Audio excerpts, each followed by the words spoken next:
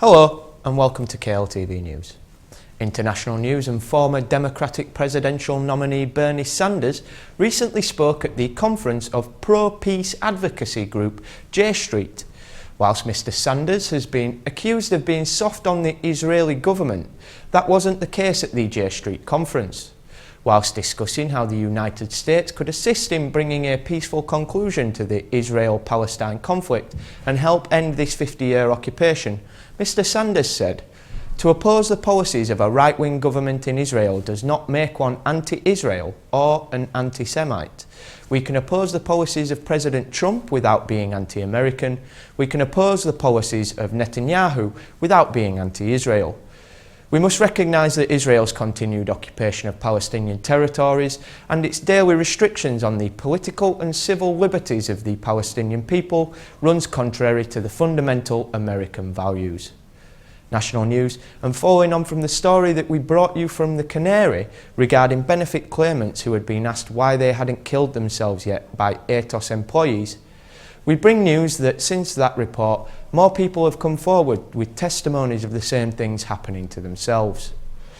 In response to a question from the Canary, Atos replied that why a person hadn't killed themselves yet is not a standard question. However, it is important to note our health professionals should be assessing this particular risk of all claimants who present mental health conditions. Our trained and qualified health professionals have a duty of care to all claimants, and so should this topic arise in an unprompted way during wider assessment discussions, our staff are trained to sensitively ascertain the nature of a person's mental well-being. If a level of risk is identified, we would then be required to share this with an independent medical health specialist. Upon questioning, the DWP stated that we are not aware of any complaints made to either DWP or our contractors on this issue, but would investigate any allegations thoroughly. Regional news, and a pilot from Selby who was convicted of conspiracy to import £33.5 million sterling of cocaine into the UK has had his sentence reduced. Nicknamed Biggles, Andrew Wright, 53 years, was sentenced to 19 years in February 2016, but that has been reduced to 16 years on appeal, as the Court of Appeal felt that despite his role being integral in the smuggling operation, he was dealt with too harshly in the initial conviction. And finally, Tuesday night saw Huddersfield Town get back to winning ways against Aston Villa. On the back of two losses against top opposition, Man City and league leaders Newcastle, Town fans will have been glad to see that short run come to an end. Especially as Aston Villa are managed by former Town manager Steve Bruce, seen by many Town fans as the catalyst for events that ultimately ended with the fans putting money in buckets each week just to keep the club afloat, whilst we languished at the foot of the lowest tier of professional English football.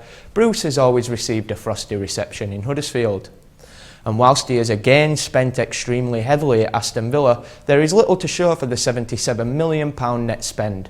Bruce's side languished 12 places and 23 points behind a Huddersfield side who many Villa fans were wondering where, geographically, they even were at the beginning of the season. For Huddersfield, attention turns to an away trip to a Brentford side who have been firing on all cylinders recently. There are no easy games between now and the end of the season, and to take each one as it comes is the only way Huddersfield can achieve the success the patient, loyal fans deserve. That's all for this week. Goodbye.